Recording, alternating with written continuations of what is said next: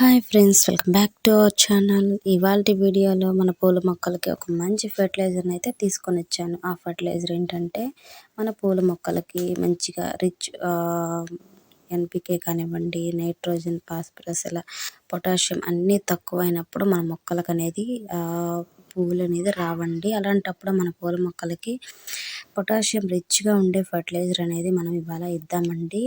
మనం మొక్కకే కాదు, ఇవాళ సాయిల్కి కూడా బాగా యూజ్ అయ్యే బలాన్ని ఇచ్చే ఒక మంచి ఫెర్టిలైజర్ని అయితే ఇద్దాము. అలాగే మీలో ఎవరైనా నా ఛానల్ కొత్తగా చూస్తున్న వాళ్ళైతే ప్లీజ్ సబ్స్క్రైబ్ చేయండి, లైక్ అండ్ షేర్ చేయండి. అలాగే వీడియో మొత్తం కూడా స్కిప్ చేయకుండా చూడండి. మన పూల మొక్కలన్నీ కూడా ఇలా వచ్చి అయిపోయిన పువ్వులన్నీ కూడా తీసేసుకోండి. తీసేసుకున్న తర్వాత మన మొక్కలు అనేది ఇంకా బాగా గ్రోత్ అవుతాయి అన్నమాట. మంచిగా స్టెమ్స్ వచ్చేసి మనకి ఎక్కువ మొగ్గలు అనేది పువ్వులు అనేది వస్తాయి అన్నమాట.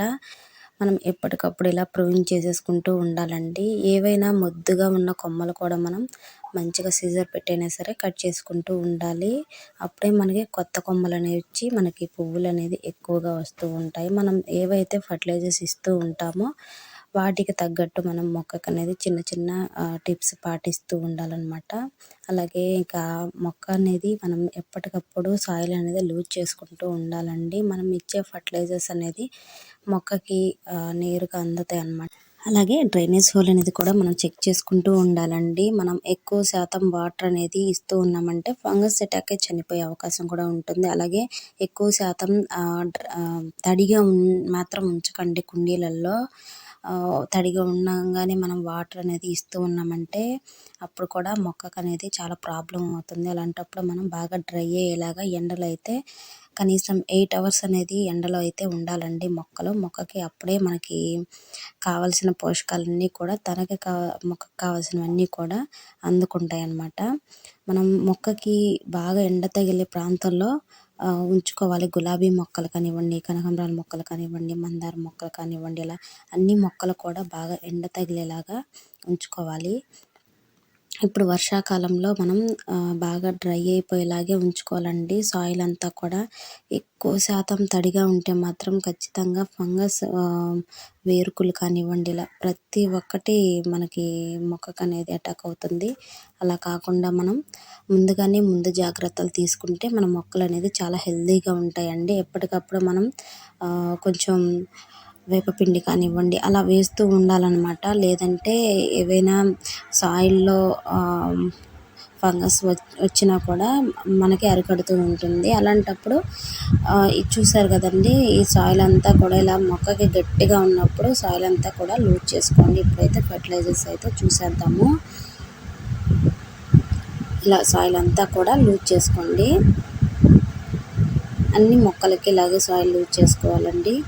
చూసారు కదా, మన ఇంట్లో ఉండే ఆర్గానిక్గా తయారు చేసుకునే ఫర్టిలైజర్ అండి ఇది. మనం టీ పొడి ఉంటుంది కదా, వాడకుండా ఉండే ఫ్రెష్ టీ పొడి అండి ఇది. మనం ఆరబెట్టి అలా కాకుండా వాడకుండా ఉండే టీ పొడి ఒక్క స్పూన్తో మనం ఒక 10-20 మొక్కల వరకు మనం ఈ పొటాషియం ఉన్న ఫెర్టిలైజర్ అనేది మనం మొక్కలకి ఇవ్వచ్చు. రిచ్గా ఉంటుందన్నమాట. ఈ పొటాషియం ఎక్కువ శాతం టీ పొడిలో మనకి బాగా దొరుకుతుంది. పువ్వులు పెద్ద పెద్ద సైజు పువ్వులు వస్తాయి. మొక్కకు కావాల్సిన హెల్తీగా బాగా ఉంటుందన్నమాట. మంచి పోషకాలు అనేది మనకి టీ పొడిలో ఉంటాయి. ఇది మనం ఒక్క స్పూన్ చాలండి మనకి. చూసారు కదా, నేను ఇవి ఒక్క గ్లాసులో 1 స్పూన్ వరకే కలుపుకున్నాను. తర్వాత 5 లీటర్ల వాటర్లో అయితే నేను యాడ్ చేశానండి.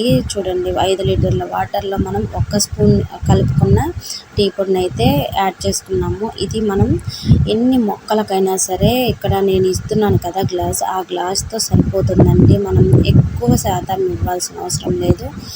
ఒక గ్లాస్ అయితే మన మొక్కలకి చాలా బాగా పనిచేస్తుందండి.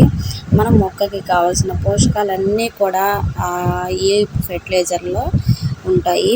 మనకి మొక్క అనేది ఎప్పుడు హెల్తీగా ఉంటాయి. పువ్వులు అనేది గుత్తులుగా పూస్తూనే ఉంటాయి అన్నమాట. ఇది కూడా కనీసం 1 వారానికి లేదా 2 వారాలకి మనం తప్పనిసరిగా మొక్కలకి ఇస్తూ ఉండండి. చాలా బాగా మీరు రిజల్ట్స్ని అయితే తీసుకోగలుగుతారు. అన్ని మొక్కలకు కూడా ఈవెన్ మా ఒక గులాబీ మొక్కలకే కాదు, మందార మొక్కలకి, కనకాంబరాల మొక్కలకి, కాకడ మొక్కలకి, అన్ని మొక్కలకి కూడా ఇవ్వండి. మంచి రిజల్ట్స్ని అయితే మీరు తీసుకోగలుగుతారు. మొక్క నిండా పువ్వులు అయితే చాలా బాగా వస్తాయండి. ఒక స్పూన్తో మనం ఎన్ని మొక్కలకి ఇవ్వగలిగామో చూడండి. మనం వాడిన టీ పొడి కూడా ఇవ్వచ్చు, కాకపోతే వాడిన టీ పొడి ఎక్కువ శాతం ఇస్తాము, ఎందుకంటే మనం యూజ్ చేసాం కాబట్టి. ఇది వాడకుండా ఉండే టీ పొడి అయితే మనం 1 స్పూన్ సరిపోతుంది. చూసారు కదండి. ఈ వీడియో మీకు నచ్చినట్టయితే లైక్ చేయండి, షేర్ చేయండి, సబ్స్క్రైబ్ చేయండి.